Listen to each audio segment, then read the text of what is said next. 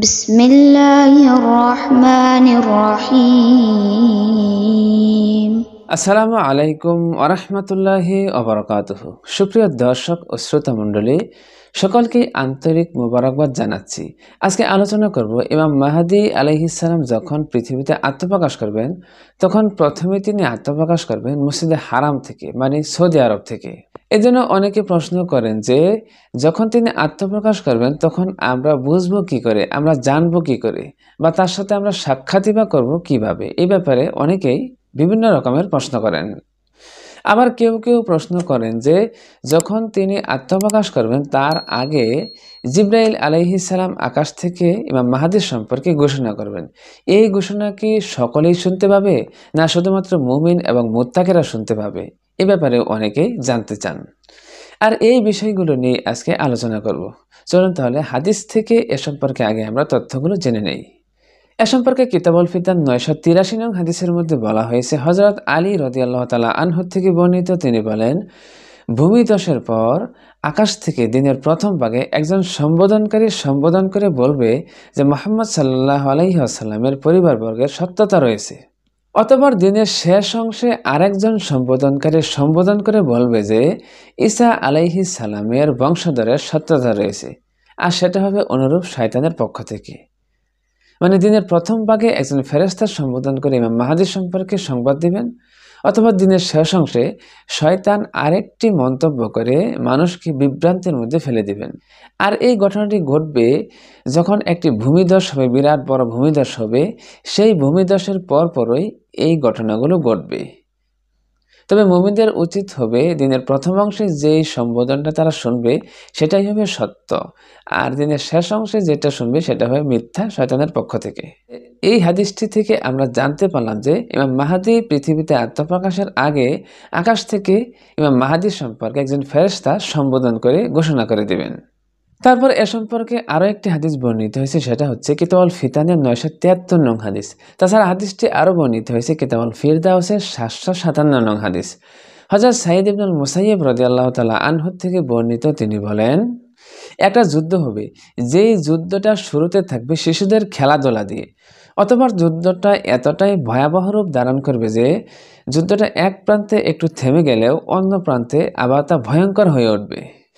এরকম করে যুদ্ধটা চলতেই থাকবে। এক পর্যায়ে আকাশ থেকে একজন ঘোষণাকারী ঘোষণা করে বলবে যে তোমাদের নেতা হচ্ছে অমুক, মানে ইমাম মাহদী সম্পর্কে এখানে ঘোষণা করবেন। অতঃপর সাঈদ ইবনুল মুসাইয়্যিব রাদিয়াল্লাহু তাআলা আনহু তার দুই হাতকে গোটালেন, অতঃপর তার দুই হাত সংকুচিত হয়ে গেল। অতঃপর তিনি বলেন, সেই নেতাই সত্য নেতা। একথাটি তিনি 3 বার বললেন। এই হাদিসটিতে একটি অতিরিক্ত তথ্য বলা হয়েছে যে সিরিয়ায় একটি যুদ্ধ হবে যেটা ছেলেদের খেলাধুলা দিয়ে শুরু হবে, অথবা সেই যুদ্ধ চরম আকার ধারণ করবে, কোনোভাবেই থামবে না। আর সেই যুদ্ধটা চলাকালীন অবস্থায় আকাশ থেকে মাহদী আলাইহিস সালাম সম্পর্কে ঘোষণা করা হবে। আর এটা বর্তমানে আমরা জানি যে 2011 সালে সিরিয়াতে যে যুদ্ধটা শুরু হয়েছিল সেটা ছেলেদের খেলাধুলা দিয়েই শুরু হয়েছিল। আর এই যুদ্ধটা শুরু হয়েছিল দেয়ালে গ্রাফিতি আঁকা নিয়ে, যা একটি বালক এঁকেছিলেন। এটাকে কেন্দ্র করেই সিরিয়াতে যুদ্ধটা শুরু হয়, যেটা ছেলেদের খেলাধুলাকে নির্দেশ করে। আর এই যুদ্ধটা এখনো পর্যন্ত ক্লিয়ারলি থামে নাই, যুদ্ধটা মোটামুটি চলমান এখনো আছে। যদিও আমরা মনে করতেছি যুদ্ধটা থেমে গেছে, মূলত যুদ্ধ এখনো শেষ হয় নাই। এখানে শাম অঞ্চলের কথা বলা হয়েছে। এখানে শাম অঞ্চলের মূল ভূখণ্ড হচ্ছে সিরিয়া, তারপর ফিলিস্তিনেও কিন্তু এই শাম অঞ্চলের অন্তর্ভুক্ত। আর এখন আমরা এটা জানি যে ফিলিস্তিনের যুদ্ধ চলতেছে, চলমান আছে। হাদিসটিতে বলা হয়েছে এক অংশে একটু থেমে গেলে অন্য অংশে আবার তা উত্তপ্ত হয়ে উঠবে। আর এটা চলা অবস্থায় একসময় আকাশ থেকে জিবরাইল আলাইহিস সালাম ইমাম মাহদী সম্পর্কে ঘোষণা করবেন। আর এ সম্পর্কে আরও একটি গুরুত্বপূর্ণ হাদিস রয়েছে। হযরত শাহর ইবনে হাওসাব রাদিয়াল্লাহু তাআলা আনহু থেকে বর্ণিত, তিনি বলেন, রাসূল সাল্লাল্লাহু আলাইহি ওয়াসাল্লাম বলেছেন, আকাশ থেকে একজন সম্বোধনকারী সম্বোধন করে বলবে, তোমরা ভালোভাবে জেনে রাখো যে আল্লাহ তাআলার সৃষ্টি জগতে তার শ্রেষ্ঠাংশ হলো অমুক ব্যক্তি। মানে এখানে মাহদীর সম্পর্কে সম্বোধন করা হয়েছে, বোঝানো হয়েছে। এরপর হাদিসটিতে বলা হয়েছে, সুতরাং তোমরা তার কথা শোনো ও তাকে মান্য করো। আর এই ঘটনাটি ঘটবে হাহাকার ও হট্টগোলের বছরে, মানে যুদ্ধের বছরে। হাদিসটি বর্ণিত হয়েছে কিতাবুল ফিতান 980 নং। মানে এই আকাশ থেকে সম্বোধনকারীর সম্বোধনটা কখন করবে এই হাদিসটিতে আমরা তা তথ্য পেয়ে গেছি। আর সেটা হবে হট্টগোলের বছর, মানে যুদ্ধের বছর। যেই বছর ব্যাপক যুদ্ধ বিগ্রহ চলতে থাকবে সেই বছরেই ইমাম মাহাদি সম্পর্কে আকাশ থেকে জিবরাইল আলাইহিস সালাম ঘোষণা করবেন। এবার আসেন, ইমাম মাহাদি সম্পর্কে যখন আকাশ থেকে ঘোষণা করা হবে তখন এটা কারা কারা শুনতে পাবে? এটা কি সবাই শুনবে নাকি শুধুমাত্র মুমিনরা শুনবে? এ সম্পর্কে একটি হাদিস রয়েছে। হাদিসটি হলো আবু জাফর ইবনে মোহাম্মদ ইবনে আলী রহমতুল্লাহ আলাইহি থেকে বর্ণিত। তিনি বলেন, যখন তোমরা দেখবে পূর্ব আকাশে 3 থেকে 7 দিন পর্যন্ত কোনো আগুনের গোলা, মানে পূর্ব আকাশে অগ্নির শিখা দেখতে পাবে, 3 থেকে 7 দিন পর্যন্ত সেটা অবস্থান করবে, তখন তোমরা ইমাম মাহাদির জন্য অপেক্ষা করতে থাকো।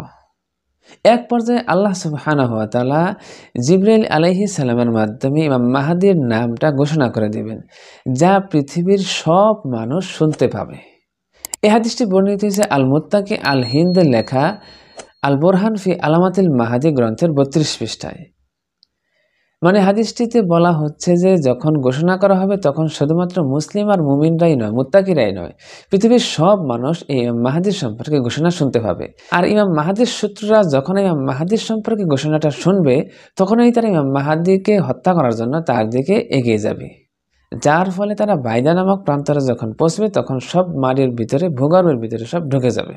তো প্রিয় দিনী ভাই ও বোনেরা, আজকের মতো এখানেই শেষ করলাম। সকলেই আল্লাহ সুবহানাহু ওয়া তাআলার রহমতে ভালো থাকবেন, সুস্থ থাকবেন। আসসালামু আলাইকুম ওয়া রাহমাতুল্লাহি ওয়া বারাকাতুহু।